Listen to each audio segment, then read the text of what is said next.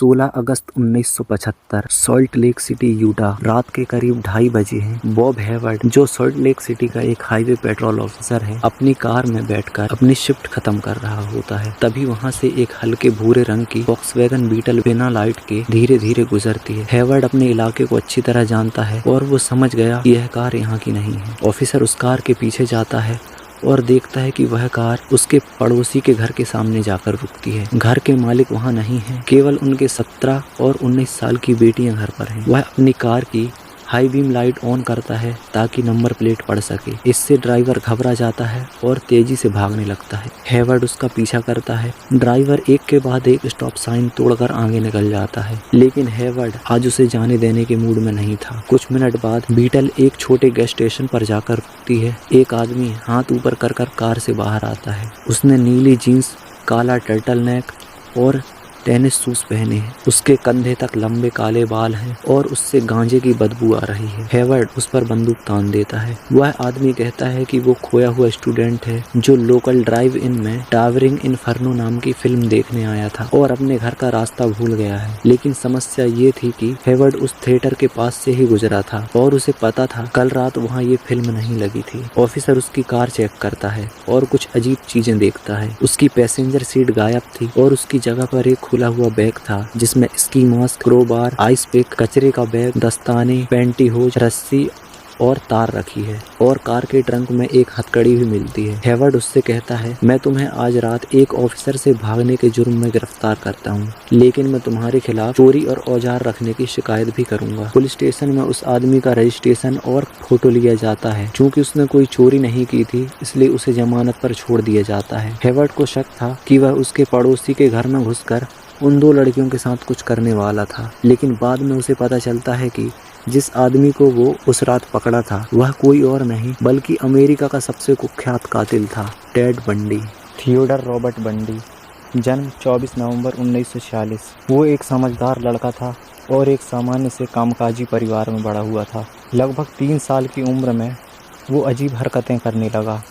एक बार उसकी आंटी सो रही थी, तब उसने उसके चारों तरफ रसोई के चाकू सजा दिए। जंगल में खेलते समय वो अक्सर चूहों को मारकर उन्हें काट कर देखता था। तैरते समय उसने कई बार लोगों को डुबाने की कोशिश की और उसे इस बात का अफसोस नहीं होता था। कॉलेज के शुरुआती दिनों में टेड बंडी बहुत इनसिक्योर था और उसकी कोई खास सोशल लाइफ नहीं थी। 1968 में जब उसने एक टैन रंग की वॉक्सवैगन बीटल खरीदी तो उसे आज़ादी और स्वतंत्रता का एहसास हुआ। समय के साथ टेड बंडी ने एक परफेक्ट नकाब बना लिया। अब वो कॉन्फिडेंट और स्मार्ट बन चुका था।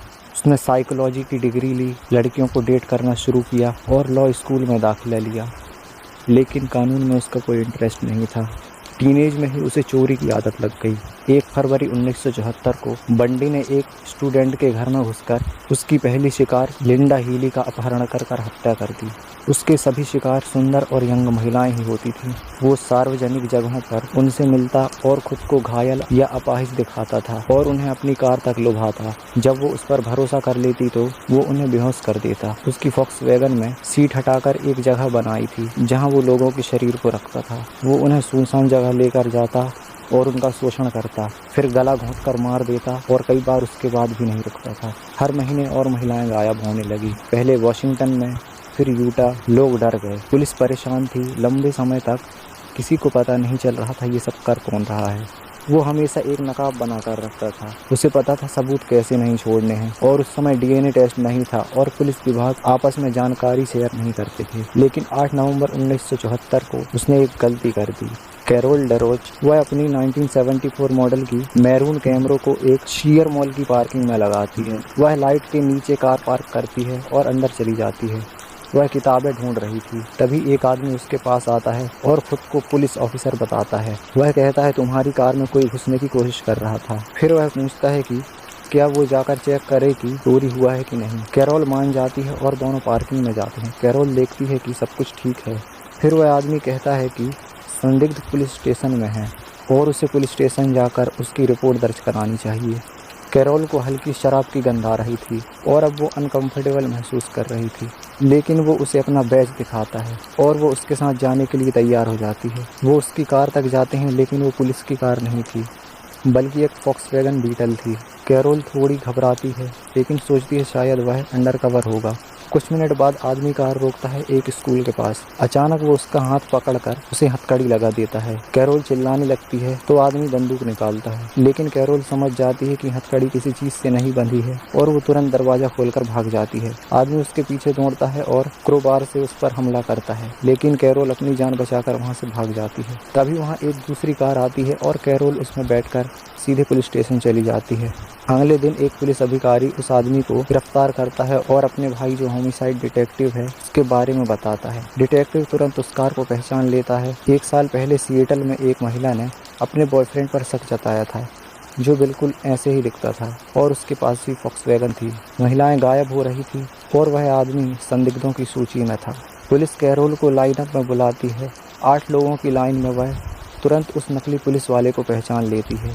1 मार्च 1976 को बंडी 15 साल की सजा दी जाती है, लेकिन कहानी यहीं खत्म नहीं होती। दूसरे ट्रायल में बंडी खुद का बचाव करता है और अदालत में खुद का केस लड़ने का फैसला करता है। उसे किताबें पढ़ने की और लाइब्रेरी जाने की छूट थी। एक दिन वह लाइब्रेरी में जाता है और अचानक दूसरी मंजिल से कूदकर भाग जाता है। वो सड़क पार करता है और जंगल में घुस जाता है और पहाड़ों की तरफ भाग जाता है। उसने भागने का प्लान हफ्तों पहले ही बना लिया था। पुलिस उसकी तलाश में लग जाती है। 150 से ज्यादा पुलिसकर्मी, हेलीकॉप्टर और सर्च डॉग्स। बंडी पहाड़ों में भटकता रहता है, बिना पैसे, बिना खाना पीना के। 5 दिन बाद वह बहुत कमजोर हो जाता है। आखिरकार वो एक कार चुराने की कोशिश करता है, लेकिन पुलिस उसे पकड़ लेती है।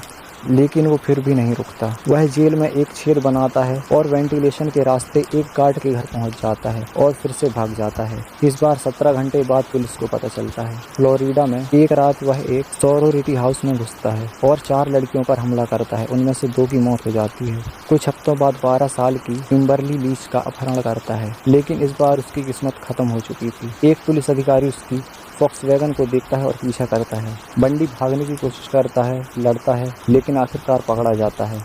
अब उसका ट्रायल शुरू हो जाता है और उसे मौत की सजा सुनाई जाती है। फांसी से पहले बंडी 36 हत्याओं को कबूल करता है, लेकिन माना जाता है कि उसने 100 से ज़्यादा लोगों की हत्या की थी। उसका ट्रायल इतिहास में पहली बार टीवी पर लाइव दिखाया गया था। लोग उससे इन्फ्लुएंस हो रहे थे, खासकर महिलाएं। एक महिला ने तो उससे कोर्ट में ही शादी कर ली और उससे उसका एक बच्चा भी हुआ। 24 जनवरी 1989 को टेड बंडी को इलेक्ट्रिक चेयर पर बिठाया गया। हजारों लोग जेल के बाहर जमा थे और जश्न मना रहे थे। और इसी के साथ अमेरिका के सबसे खतरनाक सीरियल किलर्स में से एक का अंत हो गया।